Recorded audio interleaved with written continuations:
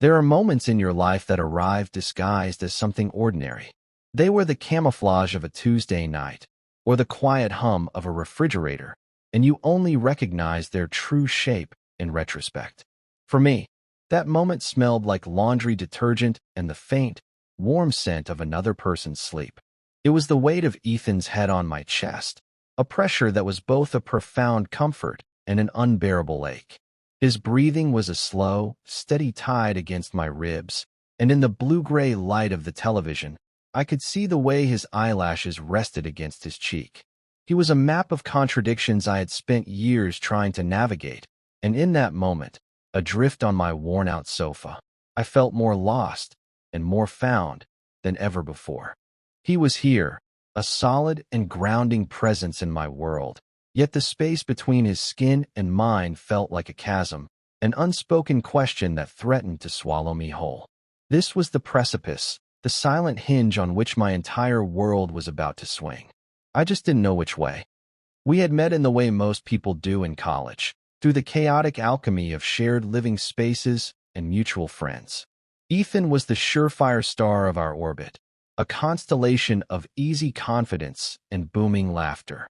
He was a swimmer, built with the kind of broad-shouldered grace that seemed to make rooms shrink around him, and he moved through the world with an uncomplicated certainty that I, a quiet observer tethered to my camera and my sketchbooks, found both intimidating and utterly magnetic. He was the sun, and I was just a minor planet, content to study his light from a safe distance. Our friendship, when it formed, felt like an accident of proximity, a strange and unlikely gravitational pull. He was everything I was not, loud where I was quiet, spontaneous where I was deliberate, an open book where I was a locked diary. From the beginning, his favorite sport, outside of the pool, seemed to be teasing me. It was never malicious, never truly cruel, but it was constant. He'd ruffle my hair as he passed, calling me Shutterbug or Leo the Lion because of the unruly way my curls framed my face. He mocked my meticulous organization, my habit of arranging my books by color rather than author, and my preference for tea over the beer that flowed freely at every party. He'd hold up one of my charcoal sketches, a study of light falling across a wrinkled bedsheet, and declare to the room, "Look at this. Leo can make even laundry look sad." Everyone would laugh, and Ethan's grin would be the brightest thing in the room. I would just smile, a small, tight curve of my lips, and let the heat rise in my cheeks. The teasing was his language, his way of acknowledging my presence, of pulling me from the quiet corners where I felt most comfortable and into his vibrant, chaotic world. It was a strange sort of affection, a backhanded intimacy that I learned to decode. What he never knew, what I buried so deep it felt like a part of my own geology, was that every casual touch, every loud greeting, every teasing nickname landed on me like a spark. I had known, with a quiet and terrifying certainty from very early on, that my feelings for him were not the simple, sturdy bricks of friendship.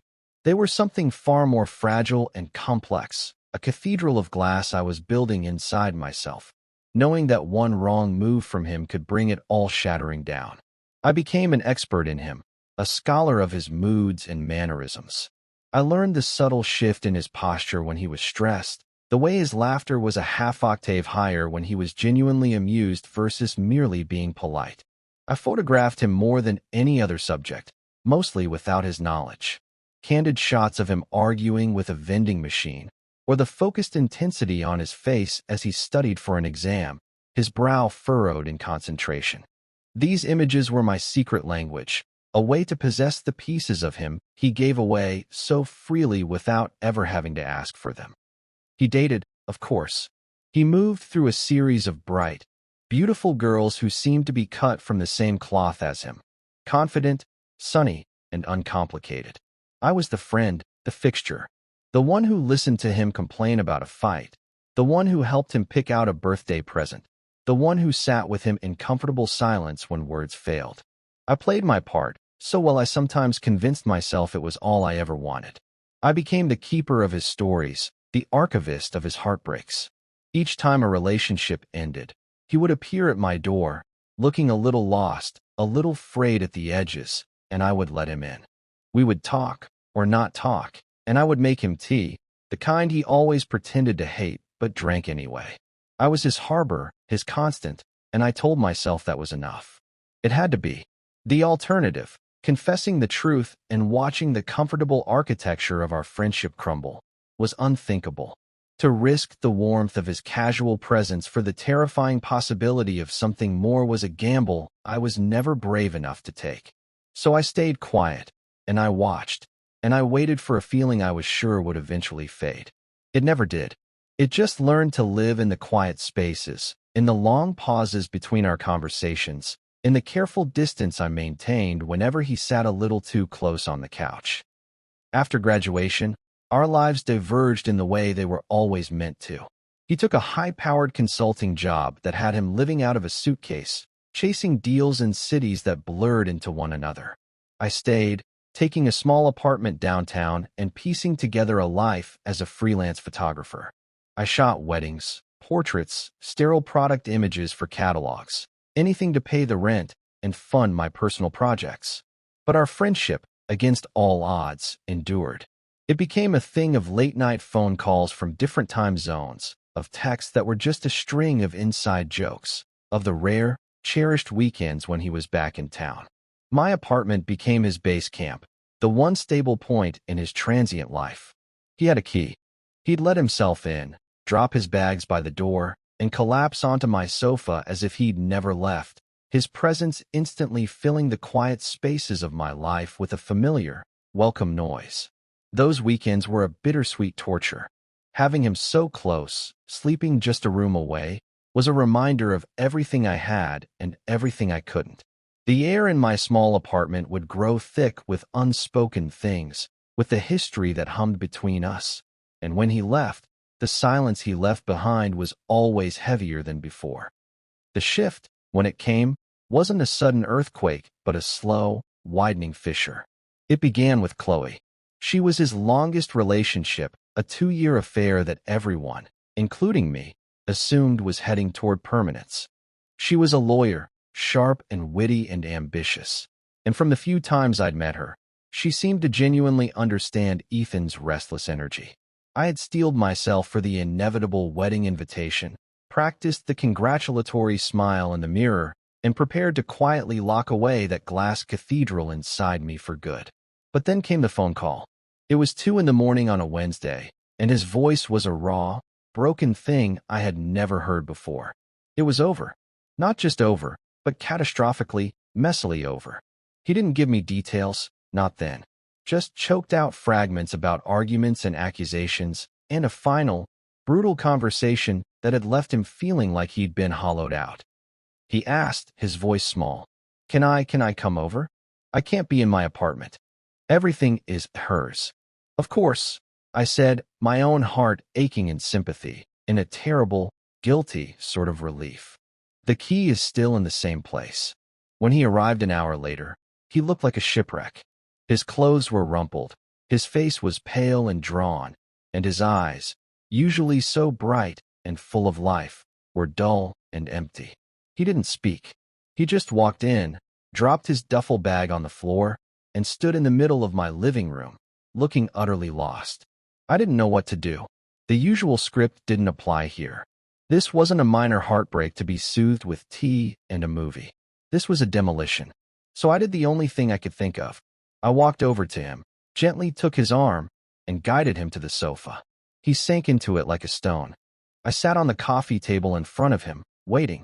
For a long time, the only sound was the hum of the streetlights outside my window. Finally, he spoke, his voice a hoarse whisper. She said I don't know how to be still, that I'm always running, that I use people as rest stops, and then just leave. He looked at me, his eyes searching mine for something, an answer or an absolution. Is that true, Leo? Am I like that? I wanted to tell him he was the sun, a force of nature, and that some people just weren't built to stand so close to that much heat. I wanted to tell him that his restlessness was part of his charm, the very thing that made him so alive. But I also saw the flicker of truth in Chloe's words. He was always in motion, and I was his most reliable rest stop. The thought was a sharp, painful sting. "No," I said, the lie tasting like ash in my mouth. "You're not like that. You haven't found your place to be still yet." It was the kindest thing I could think to say, a half-truth that felt more like a prayer. He seemed to accept it, slumping back against the cushions, the fight going out of him completely. He stayed the night, sleeping on the sofa, and in the morning, he left for work without a word, leaving behind a crumpled blanket and the heavy scent of his grief. That night was the beginning of the ritual. He started staying over more and more frequently. At first, it was under the pretext of not wanting to be in his own apartment, a space that had become a museum of his failed relationship. He'd arrive late, exhausted from work, and just fall onto the couch, sometimes with the TV on, sometimes in complete silence. He never asked. It was just an understanding. My home was his sanctuary. I never offered him my bed. The couch was the designated territory, a safe, platonic buffer zone between us. It was a line I was careful not to cross. But the proximity was a slow poison. I'd lie awake in my own bed, just a thin wall separating us, and listen to the sounds of him sleeping. The soft sighs, the rustle of the blanket as he shifted, the occasional mumbled word lost to a dream. My apartment, once my solitary refuge, was now charged with his presence. The air itself felt different, heavier, filled with a tension that was both agonizing and addictive. I told myself I was just being a good friend. It was the role I had perfected over the years. I was the steady hand, the calm port in his personal storm. I bought his favorite brand of coffee, made sure there was always food in the fridge he liked, and learned to sleep through the low murmur of the sports highlights he often fell asleep to. I was accommodating his grief, giving him the space and comfort he needed to heal. But deep down, in the quiet, honest corners of my own mind, I knew it was more than that. I was tending to him, yes, but I was also tending to a secret, dangerous hope. A hope that this proximity, this new and fragile intimacy, might change the very nature of the ground beneath our feet. I was letting him into my space, but in doing so, I was also letting him deeper into my life, blurring the carefully drawn lines I had maintained for my own protection.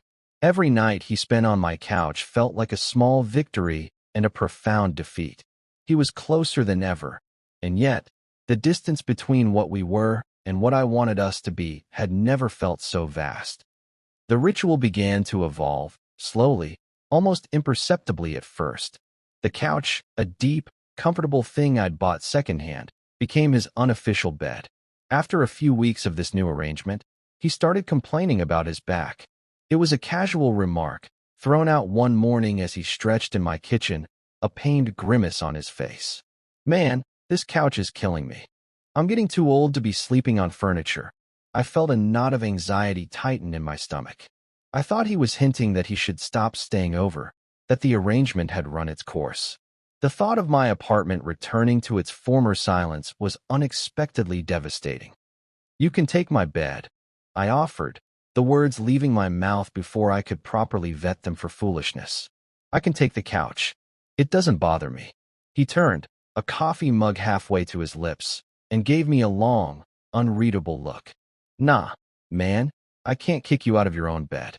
That's ridiculous." He took a sip of coffee, his eyes still on me over the rim of the mug. Then, a beat of silence. "It's a big bed, though. It's not like we haven't crashed in the same bed at a party or something back in college." The air left my lungs in a silent rush. He said it so casually, as if he were suggesting we order a pizza. He was referencing those chaotic nights in college, cramming into rooms with half a dozen other people, sleeping wherever there was a free patch of floor or mattress. It was a strategic move, a way of framing this new proposition within the safe, established context of our long friendship. He was offering himself plausible deniability. It wasn't a move toward intimacy. It was just a practical solution to a sore back. But to me, it felt like a tectonic shift, the ground cracking open at my feet. My heart hammered against my ribs, a frantic, trapped bird. "Yeah," I heard myself say, my voice sounding distant and thin. "Yeah, okay, if you want." That night, the familiar landscape of my bedroom became a foreign country. I lay on my side of the queen-sized bed, ramrod straight, my muscles coiled with a tension so profound it was almost painful. I had put as much space between us as possible, my body clinging to the very edge of the mattress. I could feel the heat radiating from him, could hear the soft, rhythmic sound of his breathing in the dark. It was a proximity so intense it was like a physical force pressing in on me. I was hyper-aware of every tiny movement, every shift of the mattress, every rustle of the sheets. I stared into the darkness, my eyes wide open, convinced I would not sleep a wink. I was terrified of rolling over, of accidentally touching him, of giving away the chaotic symphony of want that was playing inside me. This was a new level of torment, a beautiful, exquisite agony. And so the ritual was amended. The couch was abandoned. My bed became our shared space. The first few nights were like the first, tense, silent, with a carefully preserved gulf of empty mattress between us. But slowly, inevitably, the space began to shrink. It started with a foot accidentally brushing against mine in the night, a brief, electric contact that sent a jolt through my entire system. Then, one night, I woke up to find his arm thrown across my waist, his hand resting on my hip. He was fast asleep, his face peaceful in the dim light filtering through the blinds. His touch was heavy, solid, and possessively casual. I lay there, hardly daring to breathe, my mind racing. Was this an unconscious act of a deep sleeper, or was it something more? A subconscious gesture, a truth leaking out from the sleeping mind that the waking one could not admit? I didn't move. I stayed perfectly still, memorizing the feeling of his weight on me, the warmth of his skin through my t-shirt, until the sun began to rise, and I heard his breathing change as he started to wake. Just before his eyes opened, I gently lifted his arm and moved it away, pretending I had been asleep the whole time. This became the new pattern. He would fall asleep, and sometime in the deep, quiet hours of the night, he would close the distance between us. He was a gravitational force, and I was the satellite caught in his orbit, unable to resist the pull. He'd shift closer, his body seeking warmth, seeking contact. Sometimes he would press his back against mine. Other times he would end up with his head on my shoulder, his arm draped over my chest. Each time, I would lie awake, my heart a frantic drum, my body a battlefield of fear and longing. I analyzed every touch, every unconscious murmur, searching for meaning, for a sign that this wasn't just my own wishful thinking.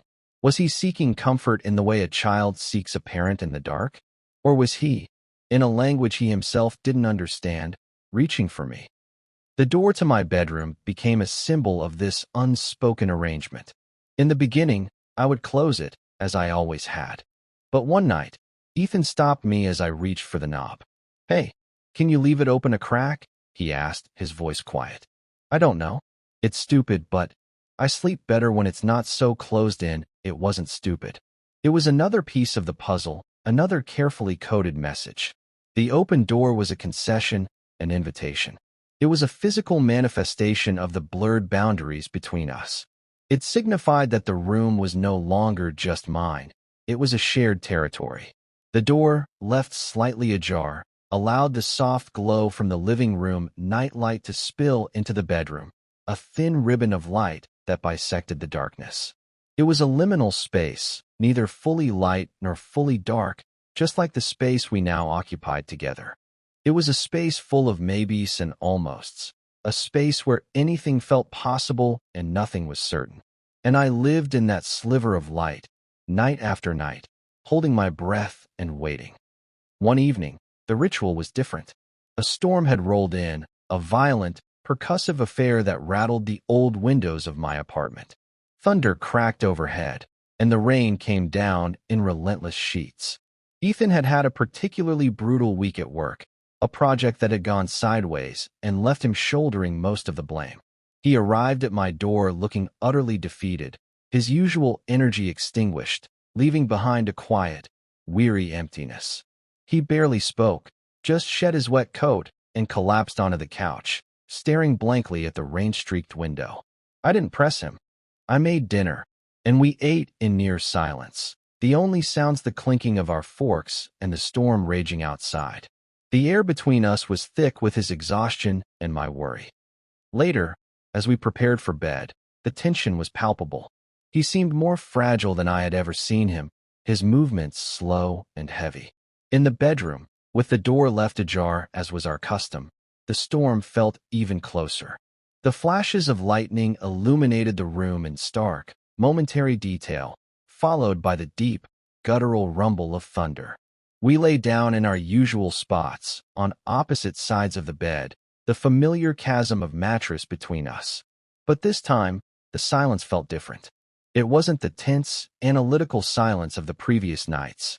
It was a heavy, emotional silence, weighted with unspoken things.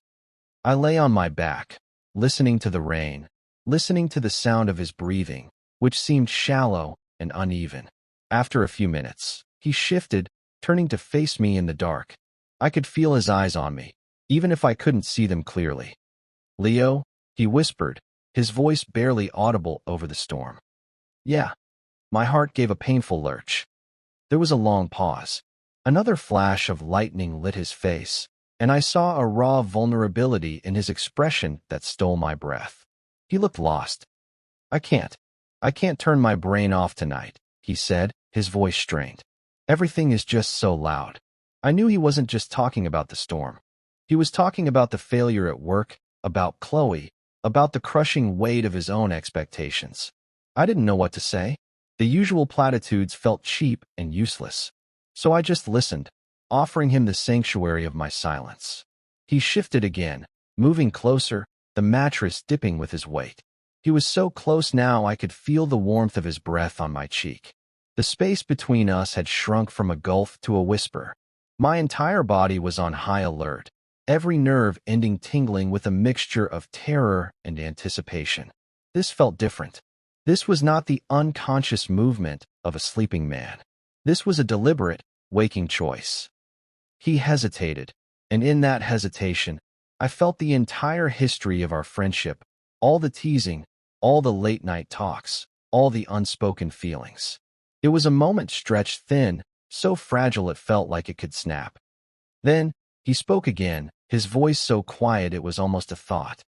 "Would it be weird if I—" He trailed off, unable to finish the sentence. But I knew what he was asking. He was asking for permission to cross the final boundary. He was asking me to make the decision, to absolve him of the responsibility. And in that moment, all my fear, all my careful self-preservation, it all just evaporated. It was replaced by a profound, aching tenderness for the man lying next to me, the man who had always seemed so strong and certain, who was now so clearly adrift. I turned my head on the pillow to face him. In the intermittent flashes of lightning, I could see the conflict in his eyes, the fear and the need warring for control. I didn't say anything. Instead, I lifted my hand and gently, tentatively, placed it on his cheek. His skin was warm, his stubble rough against my palm. He flinched, just for a second, a barely perceptible tremor, and then he leaned into my touch, a soft, surrendered sigh escaping his lips. He closed his eyes. That was my answer. That was his. Slowly, I moved closer, closing the last inch of space between us. I could feel the frantic beat of his heart, or maybe it was mine. I couldn't tell. I tilted my head, and he mirrored the movement. The first touch of our lips was impossibly soft, a hesitant, questioning pressure. It wasn't a kiss of passion or demand. It was a confession. It was a question and an answer all at once. It tasted of rain and salt and a loneliness so deep it felt ancient. We stayed like that for a long moment, our lips just resting against each other, breathing each other in. And then he kissed me back, a slow, deep, searching kiss that felt like coming home. The storm raged on outside, but in the quiet of my room, in the circle of his arms that had finally found their way around me, the world went completely still. It was the end of the ritual and the beginning of everything else. The aftermath was not the gentle dawn I had imagined. It was a cold, gray morning filled with a silence that was entirely new. It wasn't the comfortable silence of our friendship, nor the tense, anticipatory silence of our nights in bed. This was an awkward, brittle silence, fragile enough to shatter. Ethan woke before I did, and when I opened my eyes, he was already dressed, standing by the window with his back to me, staring out at the rain-washed street. His posture was rigid, his shoulders set in a line of impenetrable tension. The easy, relaxed intimacy of the night before had vanished, replaced by a distance that felt colder and more vast than any physical space between us. "Hey," I said softly, my voice thick with sleep. He startled, turning around too quickly. He couldn't meet my eyes. His gaze darted around the room, landing on his duffel bag, the door, anywhere but on me. "Hey," he mumbled. I gotta get going. Early meeting." I knew he was lying. His schedule was a permanent fixture in my own mental calendar. He didn't have a meeting on Thursdays until 10. It was barely 7. The lie hung in the air between us, ugly and transparent. A knot of dread formed in my stomach, cold and heavy. I had misinterpreted everything. The kiss had been a mistake, an aberration brought on by stress and a thunderstorm. He was regretting it. He was running. Chloe's words echoed in my head. He uses people as rest stops and then just leaves. I was the latest stop on his journey away from his own discomfort, and now that the storm had passed, he was ready to move on. "Ethan," I started, but he was already moving, grabbing his bag, his shoes. He was a whirlwind of avoidance, a frantic energy aimed at nothing but escape. "I'll text you later, man," he said over his shoulder, already halfway out the bedroom door. He didn't look back. He just fled. I heard the front door open and click shut, and then there was only silence. A profound, crushing silence that felt like a judgment. I lay back against the pillows, the scent of him still lingering on the sheets, a ghostly reminder of the moment I had allowed myself to believe in. The glass cathedral inside me hadn't just cracked, it had been leveled. I felt a fool, exposed and raw. My secret, nurtured for so long in the quiet dark, had been brought into the light only to be met with panicked retreat. The pain was a physical thing, a hollow ache in my chest that made it hard to breathe. The days that followed were a special kind of hell. His text never came. I sent a tentative one that afternoon. "Hey, hope the meeting went well." It was a coward's text, a safe, bland message that pretended nothing had happened, giving him an easy out. Hours later, he replied, "Yeah, it was fine. Crazy busy." The finality of it, the clear dismissal, was like a slap. He was erecting walls, reinforcing the old boundaries with a speed and efficiency that was breathtakingly cruel. For a week, our communication was reduced to these sterile, meaningless exchanges. He was busy. He was traveling. He was swamped. Excuses that were just polite ways of saying, "Leave me alone." The silence in my apartment became an antagonist. Every corner seemed to mock me, holding the memory of his presence. The indent on the sofa cushion where he used to sit, the coffee mug he favored, the bed that now felt impossibly, insultingly large. I stopped sleeping in it, opting for the couch he had abandoned. It felt like a penance. I was drowning in the aftermath, replaying that night, that kiss, over and over again, dissecting every moment, every touch, every word, searching for the exact point where I had so catastrophically misread the signals. Had I imagined the vulnerability in his eyes? Had I projected my own longing onto his simple need for comfort? The uncertainty was worse than an outright rejection. It left me in a state of suspended animation, unable to move forward, unable to go back. My anger, when it finally came, was a slow, burning thing. It started as a flicker of resentment and grew into a steady, hot rage. It wasn't just about the rejection. It was about the cowardice. It was about the friendship he had apparently valued so little he could just throw it away without a single, honest conversation. All those years of being his constant, his anchor, his secret keeper. Did any of it mean anything to him? Or was I just a convenience, a utility to be used and discarded?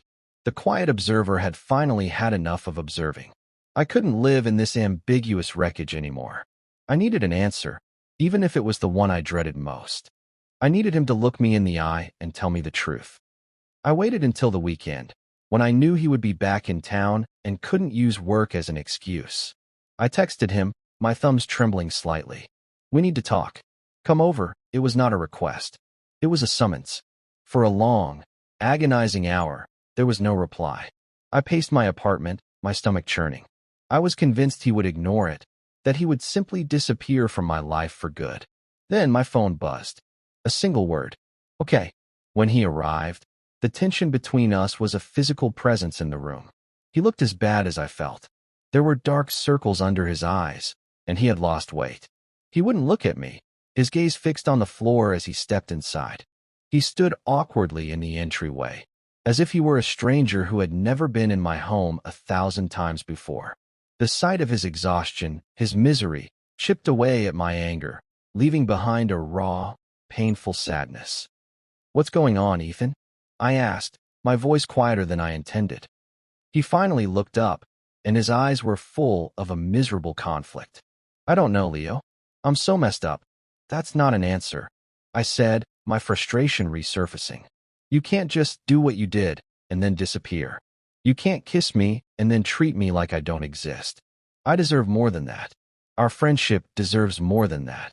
He flinched as if I'd struck him. He ran a hand through his hair, a gesture of profound distress I knew so well. "I know," he whispered. "I know. I'm sorry. I just panicked." Panicked. The word felt so small, so insufficient to describe the wreckage he had left behind. "Why? What were you so afraid of?" He finally moved, walking over to the couch and sinking into it. He buried his face in his hands, his voice muffled. "Of everything. Of what it meant. Of me." He looked up, his expression stripped bare, all the usual confidence gone, leaving only a terrified, confused man. "All my life, I've had this path. You know? The one everyone expected. The one I expected. College, job, girlfriend, wife. It was all laid out. It was easy. I never had to think about it. I never had to think about who I was. I just was." He took a deep, shuddering breath. "And then Chloe left, and she said all that stuff about me running, about me not knowing how to be still. And she was right. And when I was here, with you, it was the first time I felt still. It was the first time I didn't feel like I had to perform, or pretend, or be anything other than just me. And it was quiet. And it felt safe." He looked at me, his eyes pleading for understanding. "That night, with the storm, I was so tired of running. And I looked at you, and I wanted that quiet. I wanted you. And when you kissed me," he shook his head, a look of wonder and terror on his face. "It felt right. It felt more right than anything with Chloe or anyone ever has. And that scared the hell out of me. Because it's not on the map. It's not on the path. It means the map I've been following my whole life is wrong. It means I don't know who I am." His confession washed over me, extinguishing the last of my anger. He hadn't been running from me. He had been running from himself. The kiss hadn't been a mistake to him. It had been a revelation, a terrifying, identity-shattering revelation. All his life, he'd been the straight guy, the confident jock, the easygoing friend. And in one quiet, rain-lashed moment, he had been confronted with a truth about himself that threatened to undo everything he thought he knew. His withdrawal wasn't a rejection of me. It was a panicked retreat into the safety of his old identity. I crossed the room and sat on the coffee table in front of him, just as I had the night he'd first come over after his breakup. I waited until he met my eyes. "So you have a new map?" I said softly. "Maps can be redrawn. It's terrifying, and it's confusing, but you don't have to figure it all out right now. You just have to stop running." A single tear traced a path down his cheek. He didn't wipe it away. "I don't want to run anymore," he whispered. "But I don't know how to walk this path. I don't want to mess you up, Leo. I don't want to hurt you again." "The only way you can hurt me," I said, my voice steady, "is by disappearing again. By not talking to me. By pretending that night didn't happen. It happened. And it felt right to me, too. It was my own confession, the first time I had ever given voice to the truth I had carried for so long." The words hung in the air, simple and profound.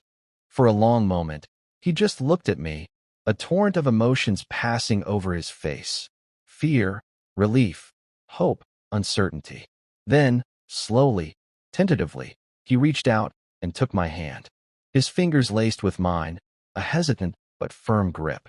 It wasn't a solution. It wasn't a promise of an easy future. But it was a start. It was a choice to face the terrifying, unknown territory together. It was a choice to stop running and to finally be still. The new beginning was not a grand, cinematic moment. It was a series of small, quiet choices. It was in the way Ethan didn't leave after our conversation. He stayed, and when night fell, we ordered food and ate it on the floor of the living room, talking about everything and nothing. The crushing tension had been replaced by a fragile, tender honesty. Later, when we went to bed, there was no pretext, no plausible deniability. He reached for my hand in the dark, his thumb stroking my knuckles, a silent reassurance that he wasn't going anywhere. I fell asleep that night, not with the anxiety of a secret keeper, but with the profound, peaceful exhaustion of someone who had finally been seen. Our new normal was built in the spaces between words. It was domestic and unassuming. It was me, waking up to the smell of coffee because he had gotten up first and made a pot, knowing exactly how I liked it. It was him, coming home from a business trip and sinking onto the couch, not with the air of a guest seeking refuge, but with the bone-deep comfort of a man returning to his own home. He started leaving things at my apartment, a toothbrush in the bathroom, a change of clothes in the closet, a book on the nightstand. These small invasions of his life into mine were not encroachments, but anchors, signs that he was planting roots, that he was done being a transient in my life and his own. My apartment, once a solitary space that he occasionally visited, slowly, organically, became our space. The physical affection that had once been a source of such intense analysis and anxiety became a simple, easy language. It was the casual way he'd loop an arm around my waist while I was cooking, resting his chin on my shoulder to see what was in the pot. It was my hand finding his as we watched a movie, our fingers lacing together without thought. The teasing that had once been his primary mode of affection didn't disappear, but it softened, losing its defensive edge and becoming something gentler, more genuinely playful. He still called me Shutterbug, but now he'd say it while looking at a photo I'd taken of him, a soft, fond smile on his face. The love and admiration that had always been hidden beneath the jokes was finally allowed to come to the surface. Of course, it wasn't without its difficulties. There were moments of fear, flashes of his old panic. We had to navigate the process of telling people, of redefining a friendship that had been a cornerstone of our social circle for over a decade. He worried about his family, about his colleagues, about how to explain a change he was still struggling to understand himself. In those moments of doubt, I learned to be his anchor, just as he had learned to be still with me. I would listen, I would hold his hand, and I would remind him, we have a new map. We just follow it one step at a time. Together, his journey of self-discovery was his own to take, but he no longer had to walk it alone. One afternoon, several months into this new life, I was sorting through old prints in my studio space, a corner of the living room I had carved out for my work. I came across a photograph I had taken of him in college. He was laughing, head thrown back, his eyes crinkled at the corners, a can of cheap beer in his hand. He was the epitome of that easy, uncomplicated confidence that had first drawn me to him. He came up behind me, wrapping his arms around my chest, and looked at the photo over my shoulder. God, I was such a kid, he said, his voice a low rumble against my back. Trying so hard to be the guy everyone thought I was. I always liked that guy, I said honestly. Yeah, but he was loud, Ethan replied, his lips brushing against my temple. And he was lonely. He just didn't know it yet. He tightened his grip, pulling me closer. Thank you for waiting for him to quiet down. In his words, I heard the final, peaceful resolution of our long, complicated history. All the years of my silent yearning, of my careful observation, they hadn't been for nothing. I hadn't been a fool waiting for something that would never happen. I had been a harbor, patiently waiting for a ship, tossed on a stormy sea of expectation and confusion, to finally find its way home. The door to my bedroom, which had once been left ajar in a state of hopeful ambiguity, was now closed at night, not to shut the world out, but because we were both finally on the same side of it, secure in the quiet, shared space we had built.